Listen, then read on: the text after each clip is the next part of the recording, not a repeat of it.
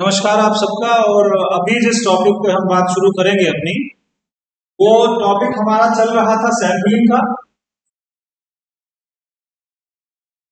और सैंपलिंग में काफी बातों पर हम डिस्कशन कर चुके हैं। कौन कौन सी बातों पर डिस्कशन हो चुका है? इस बात पे हो चुका है कि सैंपल क्या होता है, सैंपलिंग क्या होती है, सैंपलिंग का साइज क्या होना चाहिए, सैंपलिंग की विशेषताएं क्या होती है, सैंपल की पर भी बात हो चुकी है। प्रोबेबिलिटी सैंपलिंग में हमने बात करी थी, रैंडम सैंपल की बात हुई थी, स्ट्रेटिफाइड की और एरिया की बात भी हो गई थी। इसके अलावा नॉन प्रोबेबिलिटी में भी कई तरीके की सैंपलिंग की बात हम लोगों ने कर ली थी, जिसमें कोटा, कोटा के अलावा पर्पसिव के अलावा स्नोबॉल, एक्सीडेंटल या incidental, expert, convenient, situational, situation वाली, वो सब पे बात हो गई थी।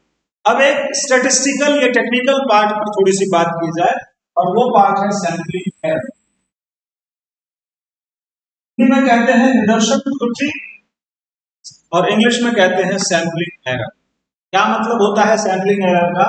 सपोज करिए ये हमारी पॉपुलेशन है और सारे लोग इसमें मौजूद हैं, ठीक है, और अपने अध्ययन के लिए कोई भी अनुसंधान करता है, इनमें से कुछ यूनिट्स का सिलेक्शन कर लेता है इस तरीके से, ये हमने अलग निकाली, ठीक। तो किस सीमा तक ये पॉपुलेशन है और ये है सैंपल। ये जो सैंपल है हमारा, ये किस सीमा तक इस पूरी जनसंख्या का प्रतिनिधित्व कर रहा है, इस बात के अंतर को ही सैंपलिंग एरर कहा जाता है। मतलब कितने प्रतिशत तक इसके बारे में ये सही सही सूचना दे रहा है, 100%। इनको पैरामीटर कहा जाता है, इसको सैंपल कहा जाता है, स्टेटिस्टिक्स कहा जाता है। तो इसका और इसका, सपोज करिए जनसंख्या का भी मीन निकाला जाए और सैंपल का मीन निकाला जाए, तो इन दोनों के मीन के बीच में जो डिफरेंस है वो डिफरेंस एरर कहलाता है, ठीक है, उसे सैंपलिंग एरर कहते हैं। पैरामीटर और स्टैटिस्टिक्स के बीच का जो अंतर है, कहा जाता है कि a sampling error is a difference between population value, ये वाली पॉपुलेशन वैल्यू, और पैरामीटर एंड पर्टिकुलर्स और सैंपल वैल्यू। इसको पर्टिकुलर कहते हैं या सैंपल वैल्यू कहते हैं। तो इन दोनों के बीच में जो डिफरेंस है, जो अंतर है, उसको हम सैंपलिंग एरर के नाम से जानते हैं। अब सब देखिए कि सैंपलिंग एरर में क्या क्या बातें जानने की और है। एक बात तो यह कि सैंपलिंग एरर सामान्य रूप से दो तरीके की होती है, दो चीजें आती हैं इस एरर में, सैंपलिंग एरर में। कौन कौन सी? पहली जो एरर होती है उसको बोलते हैं मेजरमेंट एरर,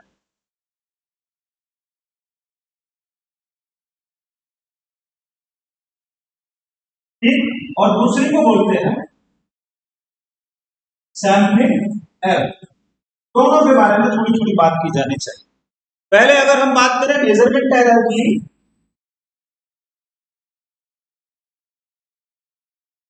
ठीक है, मेजरमेंट एरर क्या होती है? तो मेजरमेंट, मापन की जो त्रुटि होती है वो प्राप्तांकों में पाई जाती है, तथा प्रतिदर्श चयन त्रुटि सांख्यिकी में होती है, ठीक है।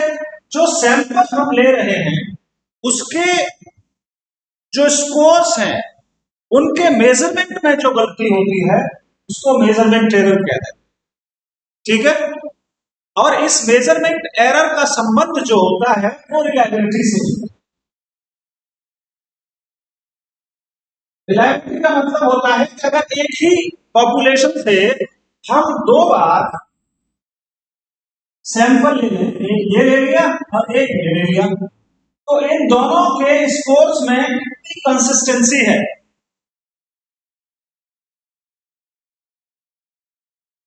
कितनी कंसिस्टेंसी है, कितनी समरूपता है दोनों में, यही बात मेजरमेंट एरर कहलाती है, ठीक है। अब इसका सॉल्यूशन किस तरीके से होता है सर? इसका सॉल्यूशन इस तरीके से है कि अगर हम सैंपल का साइज बड़ा कर देते हैं तो ये कंसिस्टेंसी बढ़ जाती है, यानी कि मेजरमेंट एरर कम हो जाएगी। इसीलिए एप्रोप्रिएट सैंपल लेना जरूरी होता है ताकि हम मेजरमेंट एरर को कम कर सकें।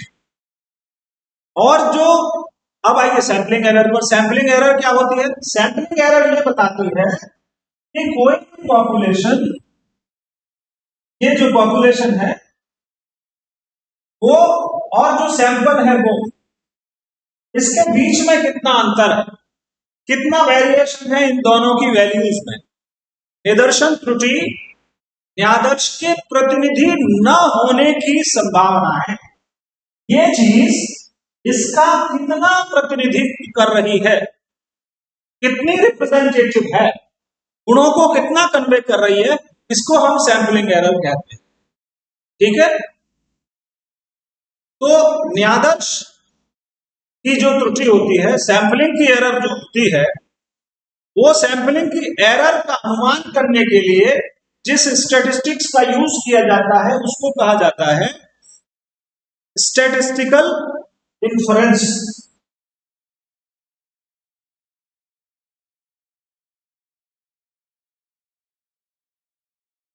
अनुमानात्मक सांख्यिकी, अनुमान की जो सांख्यिकी है, सांख्यिकी की एक बड़ी ब्रांच अनुमानात्मक सांख्यिकी या इन्फरेंशियल स्टैटिस्टिक्स कहा जाता है।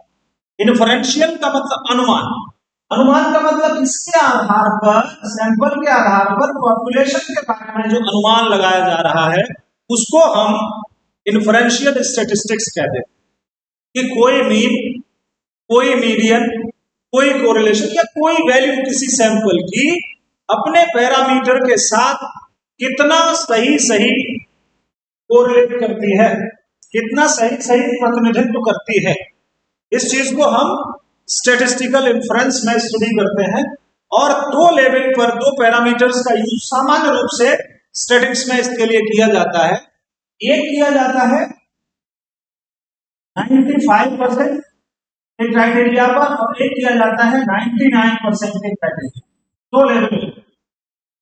95%, एक बात तो ऐसे कह सकते हैं कि हमारी जो सैंपल है वो 95% तक इस पॉपुलेशन का प्रतिनिधित्व कर रही है, संभावनाएं हैं इस पर। एक कह रही है कि 99% तक है, इसी को लेवल ऑफ कॉन्फिडेंस कहा जाता है।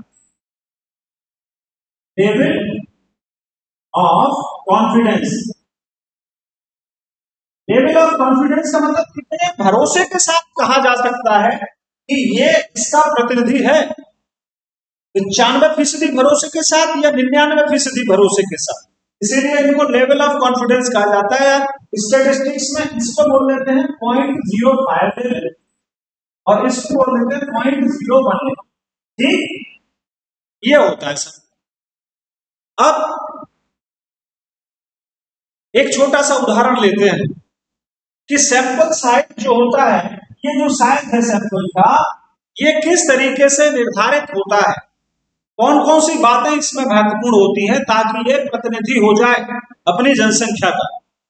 ठीक है, अब एक कंसेप्ट और आता है जिसको बोलते हैं डिजायर्ड एक्यूरेसी, कि ये सैंपल इसका एक्यूरेसी इनमें ज्यादा हो, एक्यूरेट हो इस जनसंख्या के लिए। ये तो स्टैटिस्टिक्स में ये माना जाता है, सांख्यिकी में ये बताया जाता है कि अगर हम किसी भी सैंपल की एक्यूरेसी को 10% बढ़ाना चाहें तो हमें सैंपल साइज को 100 गुना बढ़ाना पड़ेगा। आप देख रहे हैं कितना ज्यादा बढ़ाना पड़ जाता है। ठीक है, 100 गुना बढ़ाना पड़ेगा, फिर भी कुछ ना कुछ एरर उसमें बाकी रह जाए, ये ध्यान रखने की। तो प्रोबेबिलिटी की लिमिट्स कितनी है, उसकी सीमाओं को भी हमको देखना पड़ता है, और वेरिएबिलिटी कितनी है, इसका जो स्कोर है इसके स्कोर्स के साथ कितना वेरी कर रहा है, इस चीज को भी हमें ध्यान में रखना पड़ता है जब भी हम सैंपलिंग एरर की बात कर रहे होते हैं, जब भी हम सैंपल साइज को तय करने की बात कर रहे हैं। ठीक है, अब यहां पर एक चीज और है जो समझने की, एक और कॉन्सेप्ट है जिसके बारे में थोड़ी सी बात होनी चाहिए। फिर ये सैंपलिंग एरर की तो बात हो गई, सैंपलिंग एरर के लिए हम ऐसे भी लिख सकते हैं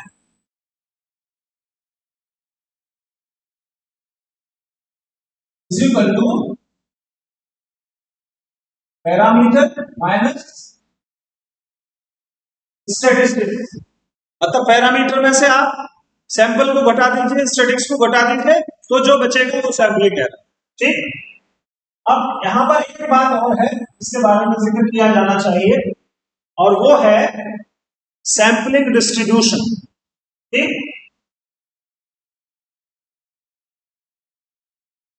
सैंपलिंग डिस्ट्रीब्यूशन। सैंपलिंग डिस्ट्रीब्यूशन पर थोड़ी बात होनी चाहिए। सैंपलिंग डिस्ट्रीब्यूशन का क्या मतलब होता है? Sampling distribution of statistics, a probability distribution of a statistics that is obtained through repeated sampling of a specific population. For example ये देखिए, ये पॉपुलेशन है हमारी, ठीक है, बहुत सारे इसमें यूनिट और मेंबर्स हैं, और इसमें से एक ये सैंपल लिया, एक ये सैंपल लिया, एक ये सैंपल लिया, एक ये लिया, एक ये ले लिया, बहुत सारे सैंपल हमने इसमें से S1, S2, S3, S4 and S4, ठीक है, बहुत सारे सैंपल्स ले लिए, रिपीटेड सैंपल, कई सारे सैंपल ले लिए। अब इन सारे सैंपल्स का अगर हम ग्राफ बनाए इस तरीके से, तो उसको हम बोलेंगे सैंपलिंग डिस्ट्रीब्यूशन। ठीक है, सैंपलिंग डिस्ट्रीब्यूशन अनेक प्रतिदर्शों से प्राप्त मानव के आवृत्ति वितरण को सैंपलिंग डिस्ट्रीब्यूशन कहा जाता है। ठीक है, और ये बहुत महत्वपूर्ण है, क्योंकि इसी के आधार पर हम पैरामीटर्स को तय कर लेते हैं। ठीक है, ये जो सैंपलिंग डिस्ट्रीब्यूशन होता है, ये सेंट्रल लिमिट थ्योरम पर बेस्ड करता है।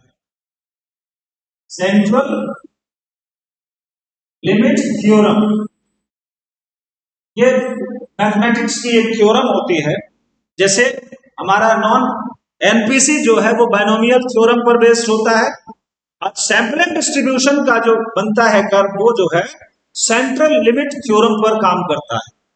ठीक है, अब इसमें दो मुख्य विशेषताएं होती है सैंपलिंग डिस्ट्रीब्यूशन में। इसका वितरण जो है मूल जनसंख्या के मध्यमान के बराबर होता है, पहली बात। और दूसरी बात यह होती है कि अगर सैंपल का साइज बड़ा कर दिया जाए तो ये भी एनपीसी के समान हो जाता है, एनपीसी के बिल्कुल इक्विवेलेंट हो जाएगा अगर सैंपल का साइज हम बढ़ाते चले जाएं तो। ठीक, अब इसके बारे में हम क्यों बात कर रहे हैं सर? इसके बारे में हम इसलिए बात कर रहे हैं क्योंकि हमने सैंपलिंग एरर की तो बात कर ली,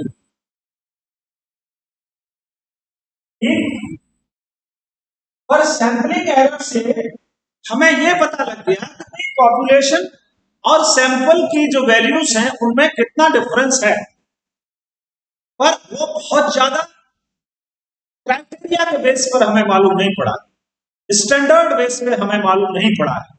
उसमें पॉजिटिविटी नेगेटिविटी का पता नहीं लगेगा कि पॉजिटिव डायरेक्शन में अंतर जा रहा है कि नेगेटिव डायरेक्शन में अंतर जा रहा है, और उनका प्रभाव किस तरीके से इस अंतर पर पड़ रहा है।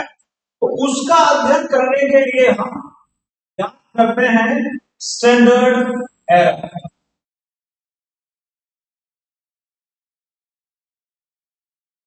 स्टैंडर्ड एरर, स्टैंडर्ड एरर क्या है?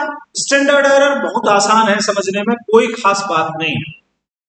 अब किसी भी सैंपल डिस्ट्रीब्यूशन के स्टैंडर्ड डेविएशन को ही स्टैंडर्ड एरर कहा जाता है। अब मान लीजिए हमने बहुत सारे सैंपल ले लिए, ठीक, ये हमारे सारे सैंपल हैं जो हमने किसी बड़ी जनसंख्या में से ले लिए, और इसके बेस पर हमने स्टैंडर्ड डेविएशन की गणना की। तो जो स्टैंडर्ड डेविएशन की वैल्यू आ रही है वही स्टैंडर्ड डेविएशन की वैल्यू हमारी स्टैंडर्ड एरर कहलाती है, कि इतना वेरिएबिलिटी इन स्कोर्स में है। ठीक है, इतनी वेरिएबिलिटी स्कोर्स में है, वही प्रामाणिक त्रुटि बोली जाती है। अब ये स्टैंडर्ड एरर मीन की अलग होगी, मीडियन की अलग होगी, कोरिलेशन की अलग होती है, सारी जो वैल्यूज हैं उनके लिए अलग अलग तरीके से फॉर्मूले लगा के इनको निकाला जाता है। ठीक है, यहां पर अब एक बात की चर्चा करना और मुझे जरूरी लग रहा है, और वो है टी डिस्ट्रीब्यूशन। सैंपलिंग डिस्ट्रीब्यूशन हो गया, अब जरा टी डिस्ट्रीब्यूशन की बात कर लेते हैं। ठीक, टी डिस्ट्रीब्यूशन। की डिस्ट्रीब्यूशन क्या है, इसके बारे में थोड़ी सी बात कर लें, पर वैसे थोड़ा सा हिस्टोरिकल। गॉसिप नाम का एक आदमी 1908 में, ठीक है, ये कंपनी में काम करते थे, पर वहां के रिस्ट्रिक्शन की वजह से स्टूडेंट के नाम से इन्होंने जो है वो अपना जो स्टेटिस्टिकल वर्क है उसको पब्लिश करवाया। बाद में फिशर एक आदमी हुए हैं, उन्होंने उसको विकसित किया और उन्होंने ही, गॉसिप ने प्रोबेबिलिटी एरर ऑफ मीन को भी बताया है। Probability error of mean. Gossip साहब का यह कहना था कि अगर सैंपल का साइज छोटा है, प्रतिदर्श का आकार छोटा है, तो इससे क्या होता है कि जो हमारा सैंपलिंग डिस्ट्रीब्यूशन है वो नॉर्मल डिस्ट्रीब्यूशन से दूर होता चला जाता है। अतः जो सैंपलिंग डिस्ट्रीब्यूशन है उसकी जो कुर्टोसिस है, कुकुदता इसको हिंदी में कहा जाता है, कुर्टोसिस है वो बढ़ती चली जाती है, ठीक है, उसी को टी डिस्ट्रीब्यूशन कहा है। जैसे मान लीजिए ये है नॉर्मल डिस्ट्रीब्यूशन, ठीक, ये है नॉर्मल डिस्ट्रीब्यूशन, और क्योंकि सैंपल साइज छोटा है तो टी डिस्ट्रीब्यूशन कुछ इस तरीके का बनेगा। ये देखिए, ये टी हो गया, ये इलेक्ट्रिक जा रहा है, इसकी वैल्यू जो है ज्यादा होती चली जाएगी, ये सिकुड़ जाएगा, ठीक है। कुर्टोसिस जहां बढ़ती चली जाती है, नॉर्मेलिटी को फॉलो नहीं कर रहा होता है सैंपल छोटा होने की वजह से, तो उस डिस्ट्रीब्यूशन को हम टी डिस्ट्रीब्यूशन कहते हैं। इसीलिए एमपीसी की टेबल आप स्टैटिस्टिकल जो बुक्स होती है उनमें अलग देखते हैं, और टी की जो वैल्यू होती है वो थोड़ा अलग आती है, ताकि उस एरर को इसमें कम कर दिया जाए। एक चीज और ध्यान रखने की है, और वो है डिग्री ऑफ फ्रीडम। इसका कंसेप्ट का क्या मतलब होता है? डिग्री ऑफ फ्रीडम का मतलब होता है जितने भी टोटल यूनिट्स होते हैं, स्कोर्स होते हैं, डिग्री ऑफ फ्रीडम का मतलब है degree of freedom of variability. कितना स्कोर्स में कितने स्कोर्स वेरी कर सकते हैं, ठीक है।